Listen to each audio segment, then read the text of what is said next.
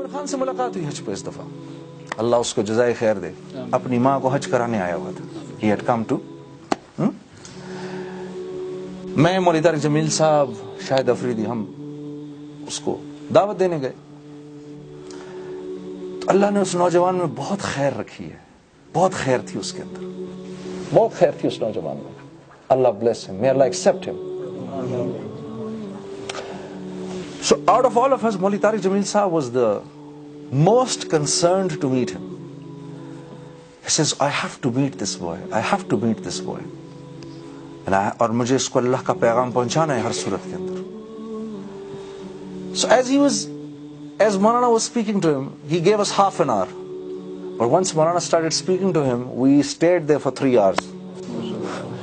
मुझे अपना टाइम याद आ गया। When one of my friends came in to meet me for 5 minutes, he says, I'm going to meet you for 5 minutes. He said, I'm going to come and meet you for 5 minutes. Wallahi, he kept on sitting with me for 3.5 hours.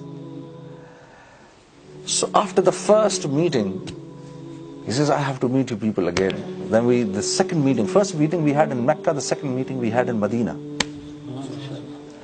So we went, he says, yes, I'll meet you from 4 to 6. And then we kept sitting with him for 6 hours. And then I had to literally pick up Maulana. Maulana, please get up now. Please, I know, it's like you're the lost love between Maulvi Tariq Jameel Sahab and Amir Khan. I literally had to pick him up. But he was not letting Maulana leave. He was not letting us go. And I thought to myself, how much khair is there in every Muslim's heart? Haji? Later on, why I'm narrating you Amir's Karguzari is because later on I asked Maulana, I said, Maulana, we were sitting with him for 3 hours over there, and we sat with him for 6 hours over here. कोई इस्लाम की बात नहीं सुनी अभी हमने उसके मुंह से। तो मौलाना ने कहा, अभी इस्लाम उसके अंदर घुसने तो दो, पहले इस्लाम घुसे तो सही उसके अंदर। तो जब मौलाना ने ये बात कही, वो हमारे साथ नमाज पढ़ने के लिए आए ना, तो आकर एक मासूम बच्चे की तरह पूछने लगे, जी मौलाना, टोपी के बगैर नमाज पढ़ सकते हैं? कुर्बान जाए मौलवी साहब का, हाँ बिल्कुल पढ़ सकते हैं, बिल्कुल पढ़ सकते हैं, आप पढ़ें। तो उसका चेहरा खिल गया कि यार मैं टोपी के बगैर भी नमाज पढ़ सकता हूँ। उसने टोपी के बगैर नमाज पढ़ी, फिर खुद ही उसके दिल में आई, लेकिन टोपी के साथ अच्छा लगता है। फिर वो अंदर गया, जाके उसने सर पर टोपी पहन ली। हाँ जी। तो मैं ये सोच रहा था, I was thinking that after the second visit, I became jittery. Why weren't we talking to him about Islam? And then I thought to myself, look at Allah.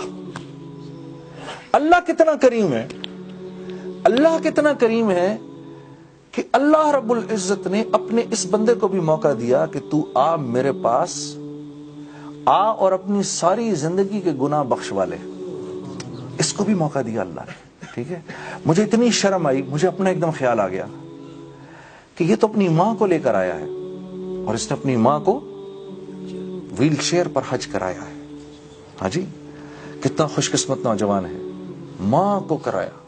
इस तरह हम सुनते हैं, हाँ जी, आसान बात नहीं है, करके देखो तो तबीयत साफ हो जाती है। इतना रश, उसमें खुद चलना मुश्किल होता है कि व्हील चेयर को घसीट के लेकर जाना, अल्लाह ब्लेस हिम। सो इतनी खैर थी उस नौजवान के अंदर, इतनी खैर थी कि मैं आपको बता नहीं सकता, यकीन करो।